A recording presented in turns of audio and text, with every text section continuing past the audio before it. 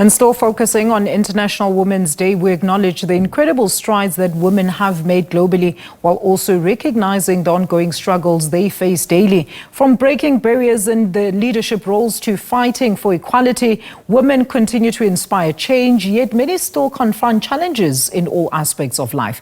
Dr. Lesley Ann Foster, the founder and director of Masimanyane Women's Rights International, is here to help us further unpack these. Doctor, thank you so much for your time and happy International Women's Day. So talk to us first about how we should be. Happy International Women's Day. Thank you, Doctor. So talk to us first about how then we should be implementing this year's theme, right? We are still a country largely working towards equality, not just on women, but on every aspect of our society.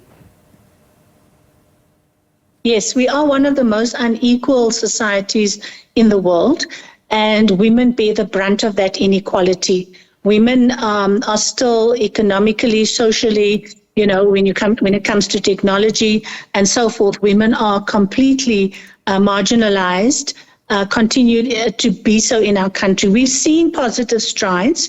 We've seen that the government has invested in changing the situation of women. But sometimes we can change the positions of women, but not the conditions. And that's the problem in South Africa. We change some women's positions and we raise up those positions, which is really great, into leadership roles, but we don't change the conditions of women. So we see that we still have enormously high levels of femicide. Up to 19 women are killed on average per day in the country, which is a terrible indictment on us. We also see a significant rise in teenage pregnancies.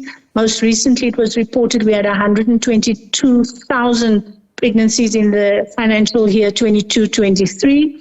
And that's an enormous amount. And of those, over 2,300 were children, the ages of 10 to 14. So we are failing young people in that respect. But I think, we continue, we at least have the commitment from the women's movement, from the president, to move forward in terms of advancing gender equality. I think our greatest concern now is that there is a fundamental shift that is taking place globally, where women's rights are now being marginalized, are being questioned.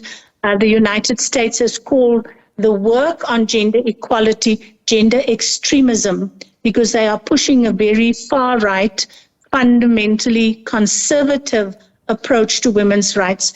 And it's not just the US. I hear you speaking about, several people speaking about the US. Mm-hmm. The problem with this is that it's happening across Europe. So when you look at conservative governments being, voted in Holland, in Sweden, several countries across Europe, you see the swing to the far right.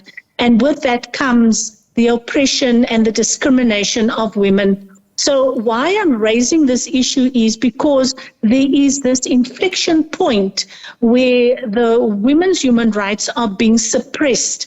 And it is a matter of time before we start to see more of that in our country, and we need to be prepared for it. Fortunately, we have a very vibrant and dynamic women's movement that is fighting continuously for the advancement of gender equality in our society. And I think that movement will continue to be strong. I think the previous speaker, now the former president of South Africa, Mrs. Mlambo-Nyuka, said that, women have to continue this struggle. She spoke about how challenging it is that, countries outside of us want to impose their policies and their agendas onto us, and that we need to be very concerned about. So our work to advance gender equality must be ongoing. The work to build a more cohesive society has to be ongoing, and we have to fight against the far-right, conservative, racist policies of the North. You know, Doctor, you mentioned something there about the perpetuation of oppression as well as femicide. I actually saw something very interesting. It makes you think. He says, the world is busy empowering women, but who is empowering the world, and specifically men, for all these newly empowered women? So this is how actually the scourge of said oppression actually continues. But in having a government that then does have a department that exclusively, in fact, a ministry that exclusively is geared towards championing women's everyday challenges, it should therefore be better to achieve this redress. But we know it's not that simple, Doctor. So where should the main focus be in the steps towards that equality and, of course, the acceleration of these changes? Yeah, I think we don't understand patriarchy very well when we say that we need to be empowering men as well. Patriarchy is a privilege that men are born into. They're born into power. They're born into having the ability to control resources, to control, every aspect of life. Women do not have that privilege. Women are born into situations where from the time they're born, there is a fight for the recognition, for their status within society. So gender-based violence is an expression of the inequality in our society. It's an expression of how women are viewed as lesser human beings, that they are not entitled to their human rights. They're not entitled to life, if you look at the levels of femicide in our country. So we believe that it's important that the work with men happens. But that is to shift away from a patriarchal mindset into one where it is open to working on an equal basis with women. That's the important work that has to be done. But we cannot rely on the goodwill of men for the freedom, the liberation, the protection of women. We cannot. We have to work with women to build their agency and their independence. And that then gives them, a better foothold in life. Thank you. Doctor, thank you so much. I think you should have come to studio. We could have extended this discussion, but thank you so much. We're out of time. We're going to leave it there. Once again, happy International Women's Day there. That is Doctor.